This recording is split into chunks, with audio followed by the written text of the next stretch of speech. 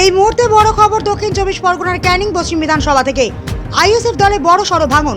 হাটপুকুরিয়া অঞ্চলের Tentulberia booth part number 191 একাধিক ISF সমর্থক ও কর্মী দল ছেড়ে যোগ দিলেন তৃণমূল কংগ্রেসে। জানা যাচ্ছে ক্যানিং পশ্চিমের তৃণমূল প্রার্থী পরিশ্রম দাসের হাত ধরে এই যোগদান।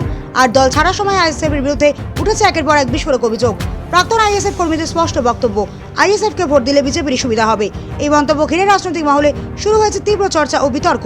তাহলে কি আইএসএফের ভিত নড়বড়ে হয়ে পড়েছে, নাকি ভোটের আগে বাড়ছে রাজনৈতিক কৌশলের লড়াই? এই ঘটনাকে কেন্দ্র করে এখন উত্তপ্ত ক্যানিং পশ্চিমের রাজনীতি। চলুন শুনে নিই ঠিক কি বলছেন দল ছাড়া সেই কর্মীরা। আমরা আজকের এই আইএসএফ দল থেকে ছেড়ে আজকের আমরা এই হাটপুকুর অঞ্চল 291 বুথের এবং আরও বিভিন্ন বুথের কর্মীদের এবং নেতৃত্ববৃন্দদেরকে নিয়ে, এবং আমার যে বুথ 191, আমার মেম্বার হচ্ছে পার্থ সর্দার এবং শফিকুর রহমান মোল্লা। ওই বুথ থেকে আমরা আজকের বহু কর্মী আজকের আমরা এই আইএসএফ ছেড়ে, কেননা আইএসএফ এখানে জিততে পারবে না এবং পশ্চিমবাংলায় শুধু ভোট কাটা ছাড়া আর অন্য কিছু হবে না। তাই আমরা চাচ্ছি, এখন অস্তিত্বের লড়াই এসছে, বাঁচার লড়াই এসছে। এই বাঁচার লড়াইয়ে বিশেষ করে সংখ্যালঘু মুসলিমদের অস্তিত্বের লড়াই, বাঁচার লড়াই, সেটাকে বজায় রাখার জন্য, সেই বাঁচার জন্য, অস্তিত্বকে টিকিয়ে রাখার জন্য আজ আমরা এই টিএমসিতে জয়েন করলাম। আইএসএফের যে সমস্ত ক্যানিং পশ্চিমের যে নেতৃত্ব আছে তারা যথেষ্ট কাজও করছে না, মানুষকে নিয়ে চলতে পারছে না। আজকের আমরা হাটপুকুর অঞ্চলের বিভিন্ন বুথ থেকে নেতৃত্ব প্রায় 20 জন মতন আর সদস্য প্রায় 100-র অধিক।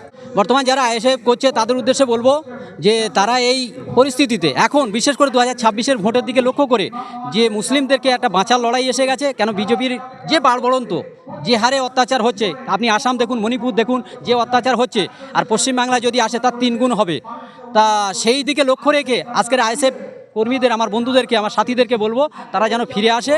তারা ফিরে এসে এই টিএমসির হাতকে শক্ত করে, যাতে বিজেপি বাংলা থেকে মুক্ত হয়। এবং এছাড়া আইএসএফের কিছু কর্মী ক্যানিং পশ্চিম বিধানসভার কিছু আইএসএফ কর্মী এবং নেতৃত্ব, তারা আমার সঙ্গে অলরেডি যোগাযোগ রাখছে, তারাও জয়েন্ট হবে আগামী দিনে।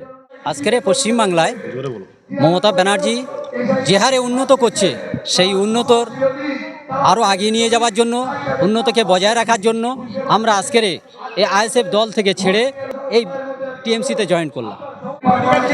আমার বুথ থেকে কিছুদিন আগে আমরা প্রত্যেকটা এই যে 3 বছর আমরা পঞ্চায়েতে আছি, সেই পঞ্চায়েতে ওনার আমার এলাকাতে অত্যন্ত খারাপ ছিল।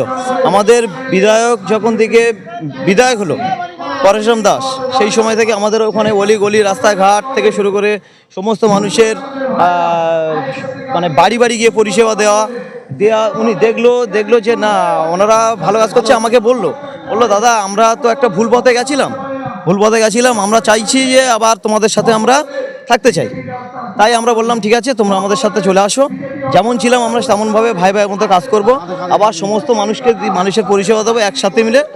এবং ওনার পরিবারে যা সমস্যা হবে, আমরা তৃণমূলের তরফ থেকে বা আমাদের বিধায়ক ওনার তরফ থেকে আমরা সবাই ওনাকে বলেছি যে সব সময়ের জন্য আমরা তোমাদের পাশে আছি, কোনো রকম কোনো অসুবিধা হবে না। আমরা যতটা পারবো ততটা পরিষেবা দেওয়ার চেষ্টা করবো।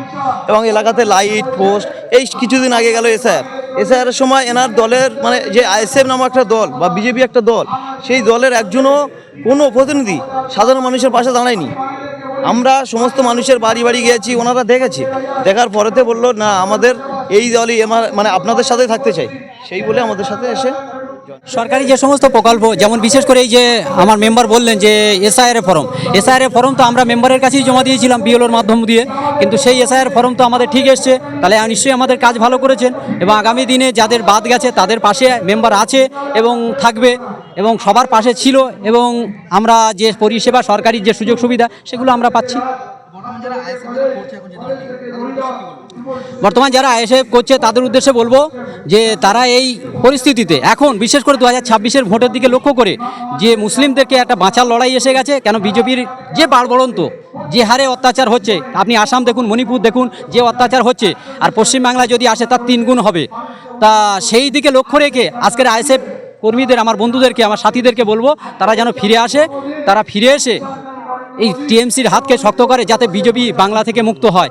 এবং এছাড়া আইএসএফের কিছু কর্মী ক্যানিং পশ্চিম বিধানসভার কিছু আইএসএফ কর্মী এবং নেতৃত্ব, তারা আমার সঙ্গে অলরেডি যোগাযোগ রাখছে, তারাও জয়েন্ট হবে আগামী দিনে।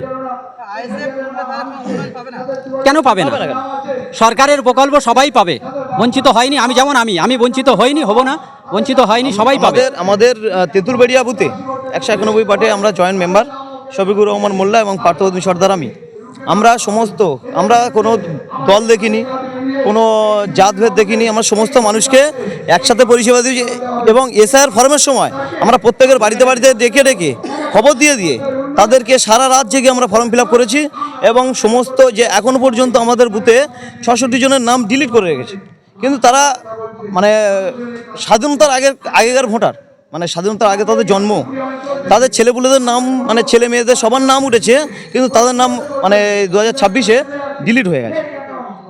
দাদা, একাধিক তৃণমূল কংগ্রেসের নেতা কর্মী তারা অনেকে মন্তব্য করছে, বিভিন্ন স্টেটে তারা মন্তব্য করছে যে 26 বিধানসভা নির্বাচনে তৃণমূল কংগ্রেস ভোট ছাড়া অন্য কোথাও যদি ভোট দেয় তাদের প্রকল্প না, আমাদের ক্যানিংয়ের পশ্চিমের মাননীয় বিধায়ক পরেশরাম দাস কোনোদিন এই কথা বলেনি আর কোনোদিন এই কাজ করবে না। এমএলএর পার্টি অফিসে বা বিধায়ক কার্যালয়ে যখন যে মানুষ গিয়েছে তাদেরকে সেইভাবে পরিষেবা দিয়েছে এবং এখন পঞ্চায়েত যে এমএলএর যে সার্টিফিকেটের জন্য একটা সাধারণ মানুষের একবার ছাড়া দুবার দৌড়াতে হয়নি। 23-এ যে প্রথম দফা নির্বাচন, ওই দিনেতে বিজেপি সরকারের হাত এবং পাকে বাঁধা হবে। আর 23 তারিখে খাটিয়ায় তুলে আর 4 তারিখে বনহরি হরিবল বলি বলে এখান থেকে বিদায় দেবো দিল্লি। যে সমস্ত কর্মীরা এখন বিরোধী দলে আছেন ভোট কাটার জন্য, আমি অনুরোধ করব তারা যেন ফিরে আসে। কেন? আমরা এই যে বিরোধী ছিলাম, আমরা শুধু কেবলমাত্র দেখেছি যে সমাজের উন্নয়ন থেকে বঞ্চিত, সরকারি প্রকল্প থেকে বঞ্চিত। তাই যারা আছে তারা ফিরে চলে আসুক। আমি অনুরোধ করব যে এই বাংলা বাঁচানোর লড়াইতে ভোটটা অন্য কোনো জায়গায় না দিয়ে এই ভোটটা আগামী 29 তারিখে জোড়া ফুলে 1 নম্বর বোতামে দিয়ে আমাদের এমএলএ পরেশ দাস রাম মহাশয়কে এই ক্যানিং পশ্চিমের প্রত্যেকটা বাড়িতে বাড়িতে যাতে প্রকল্প সরকারি সুযোগ সুবিধা প্রত্যেকটা মানুষের বাড়িতে পৌঁছাতে পারে সেই সুযোগটুকু আমরা করে দেব। এবং আমরা চেষ্টা করব যে সমস্ত বিরোধী আছে তারা তাদের সংগঠন কতটা ক্ষমতা, তাদের সংগঠন কতটা লম্বা আছে জানি না, তবে এটাকেও বলে দিয়ে যাচ্ছি ক্যানিং পশ্চিমে হাটপুকুর অঞ্চলে জিপির মধ্যে যদি বিরোধী দলের কোনো সংগঠন মজবুত থাকে তাহলে তারা এই ক্যানিং পশ্চিম এই হাটপুকুর অঞ্চলে জিপির মধ্যে একটা বুথে একটা এজেন্ট দিয়ে দেখাক, তাহলে আপনারা ভোটটা তাদের কথায় দেবেন। নচেত তাদের কথায় ভোটটা আপনি নষ্ট করবেন না। আপনার ভোট আইএসএফ বলুন, সিপিএম বলুন, কংগ্রেস বলুন, যাতে দেবেন তার মানে হলো বিজেপিতে যাওয়া। আজকের আইএসএফ কর্মীদের, আমার বন্ধুদেরকে, আমার সাথীদেরকে বলবো তারা যেন ফিরে আসে, তারা ফিরে এসে এই টিএমসির হাতকে শক্ত করে যাতে বিজেপি বাংলা থেকে মুক্ত হয়। এবং এছাড়া আইএসএফের কিছু কর্মী ক্যানিং পশ্চিম বিধানসভার কিছু আইএসএফ কর্মী এবং নেতৃত্ব তারা আমার সঙ্গে অলরেডি যোগাযোগ রাখছে, তারাও জয়েন্ট হবে আগামী দিনে। কেন পাবে না? সরকারের প্রকল্প সবাই পাবে, বঞ্চিত হয়নি। আমি যেমন আমি বঞ্চিত হইনি, হব না, বঞ্চিত হয়নি, সবাই পাবে। আমাদের তেঁতুলবেড়িয়া বুথে 191 পার্টে আমরা জয়েন্ট মেম্বার শফিকুর রহমান মোল্লা এবং পার্থবর্তী সর্দার আমরা কোনো দল দেখিনি, কোনো জাতভেদ দেখিনি, আমরা সমস্ত মানুষকে একসাথে পরিষেবা দিয়েছি এবং এসআইআর ফর্মের সময় আমরা প্রত্যেকের বাড়িতে বাড়িতে ডেকে খবর দিয়ে তাদেরকে সারা রাত জেগে আমরা ফর্ম ফিল আপ করেছি এবং সমস্ত যে এখনও পর্যন্ত আমাদের বুথে 66 জনের নাম ডিলিট করে রেখেছে।